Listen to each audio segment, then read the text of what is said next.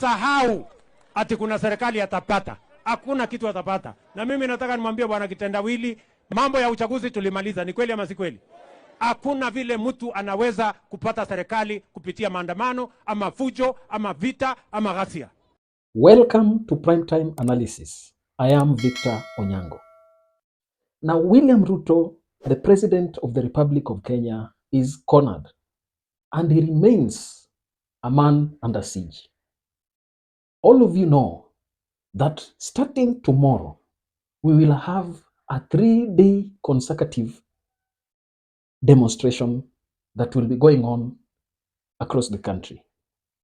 And as a government, and the leader of that government for that matter, it becomes a serious challenge to understand how you will address the situation and the security issues that will arise.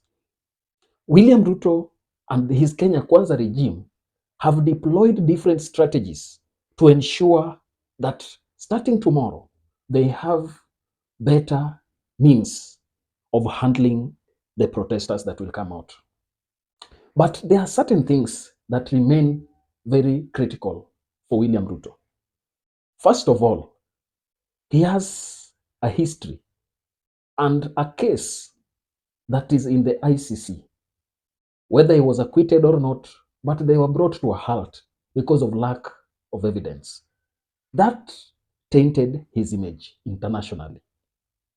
The nature of response that William Ruto plans to give to the demonstrations that will happen tomorrow stand to also define his image globally and internationally, for that matter. And therefore, he remains cornered. In this analysis, I want to highlight to you some of the strategies that William Ruto has devised to ensure that the demonstrations that are supposed to happen tomorrow are brought to a halt. And in fact, he also wants to have a deal with the Azimio team so that those protests can be called off. My only question, will Raila Odinga and his team heed to his call? Before we get down to that, first of all, let me take this opportunity to thank each and every one of you. I am very much grateful for the support that you've offered this channel. Yesterday, we managed to reach 1,000 subscribers. We have been giving you great content and we promise to continue giving you that great content. For those who are watching us for the first time, please consider making time to also join us in this journey. And now we are on our journey to reaching 2,000 subscribers. Therefore, anyone who is watching, please take a second to join by subscribing and also clicking that like button for the message to spread to a wider audience. Now let's jump into our analysis.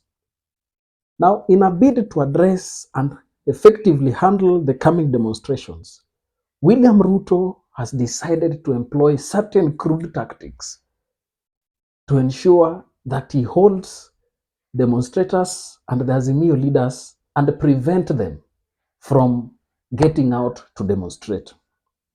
The first step that William Ruto undertook yesterday in the evening, there were concerning reports that the security around Azimio leader Raila Amolo Odinga, both those that guard him privately, those that guard him in his homes, both in Bondo, Kisumu, and in Nairobi, were withdrawn and are told to report back to their headquarters. Kalonzo Musyoka also suffered the same fate. William Ruto went further to profile these demonstrations and confine it to Nyanza and withdraw the security of 4 governors in Luo Nyanza. That is the security of Orengo, Nyong'o, Gladys Wanga, and Ochilo Ayako. This tactic of withdrawing security has been used by governments times without number, and it has never yielded anything. Raila Odinga, I think he has lost count of the number of times his security has been withdrawn.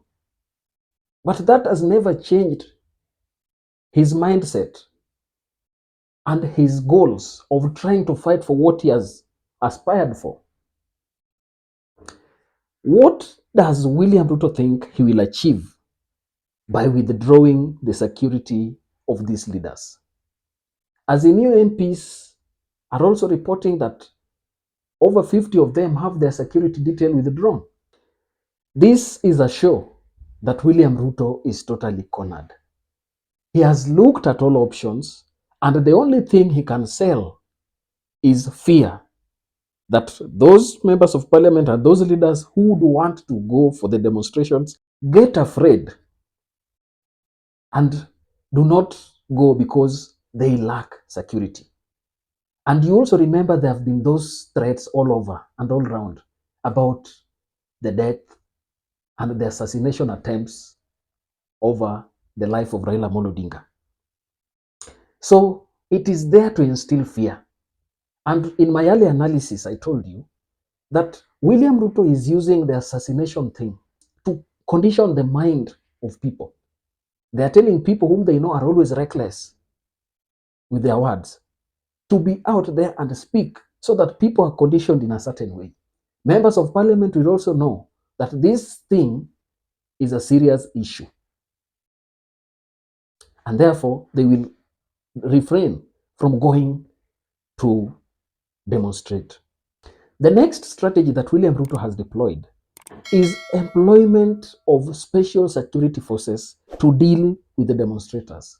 And specifically, I think these are people who are hired to eliminate and kill protesters. If you listen to this clip that Nation TV aired yesterday, they talked of a certain security team that was sent to Mlolongo, and they went shooting bullets all over in the air and also towards protesters. They also went in unmarked cars and wore sophisticated attire and with very complex ammunitions and guns. So this is also a team that is also there to help William Ruto. But my only question to William Ruto, you have the police and this special killer squad that is now alleged. How many Kenyans will you kill if you now opt to start killing them? And if you kill them, will that solve anything? It won't. And therefore, this is a show that he is cornered and he has no other way to escape. Kenyans have been killed in demonstrations, but that has never stopped their resolve to get out and protest whenever they need to. The third strategy that William Ruto has deployed is propaganda machine. William Ruto and propaganda are like Siamese twins. They are conjoined in a way that they can never be separated. His campaign was full of propaganda. His presidency started with many propaganda. Right now, he is also ruling and leading with propaganda. His propaganda wing tries constantly to poison the mind of Kenyans online. They have known that online, no matter what they do in the social media, Kenyans have told them off publicly and openly. You remember last time they co-opted those who are Azimio bloggers into their team, and even one was even deputy spokesperson in ODM, Seth Odongo. He has now joined the Kenya Kwanza propaganda machine. He argues to be neutral, but he is not. Aided by Silas Jakakimba. Now Dennis Itumbi, in this his HNIB reports, is using very, very negative information to be directed to Kenyans. And this propaganda, for me, I do not think they work well for any government that loves its people. Now, if you read the tweets from Dennis Itumbi, he talked of Raila having had a meeting in Mombasa. And this meeting was attended by MCS and Kisauni, Member of Parliament. I don't know why he's leaving out other members of Parliament. And that is specific. Rashid Bedzimba, there is a reason why he's calling him out. And he's saying that Raila has said that he's going to attack schools so that international community can see how William Ruto regime is dealing badly with children. I do not think the propaganda wars will win. And I can tell you, wherever they are sitting, they are not sitting pretty. Because that is why they have also cloned Azimio signature collection website. They have also attacked it, as Edwin Sifuna revealed yesterday. And therefore, their propaganda machine is totally out and poisoning the minds of Kenyans in the social media. But that has failed before, and it is still going to fail right now. For me, the final and the most crucial aspect of his response is the call for members of parliament to have their supporters counter Azimio supporters. William Ruto is making a mistake to think that these demonstrations are between Azimio and Kenya Kwanza. And he is also making a mistake of profiling Kenyans in two camps. As a president, his responsibility, and the first responsibility, is that he should be the symbol of national unity. The instructions that he is giving his members of parliament and governors to go and marshal people and pay them so that they can counter any aspect of demonstration happening in those counties is not presidential. And for this, we must call him out for what he's doing. Calling on members of parliament to go and tell their supporters to counter what Azimio is going to do is wrong, and it is a recipe for serious chaos. This is one of the reasons that I tell you William Ruto does not have anything else in his cards. And as a president, when you reach these kind of limits, it really questions whether you are really a legitimate president. Because if you decide to do that, what country will you have to rule over? When Azimio comes with his people to protest, and I want to tell you one thing, the protests by Azimio have never been targeting specific people. These protests are against the government. And that is why I was seriously perturbed when I saw some youth in Sondu ferried from Kericho and other parts to come to Sondu to attack Luo traders.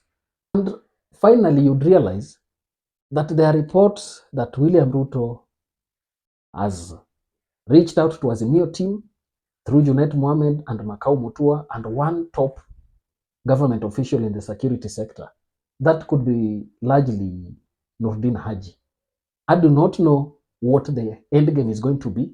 I don't know whether by the end of this video, Azimio shall have called off that protest. But for me, I do not think there is anything that can hinder them from going on with this protest. Because if they call it off, Kenyans will never be happy with them again. Because earlier they had called them off and Kenyans were not happy.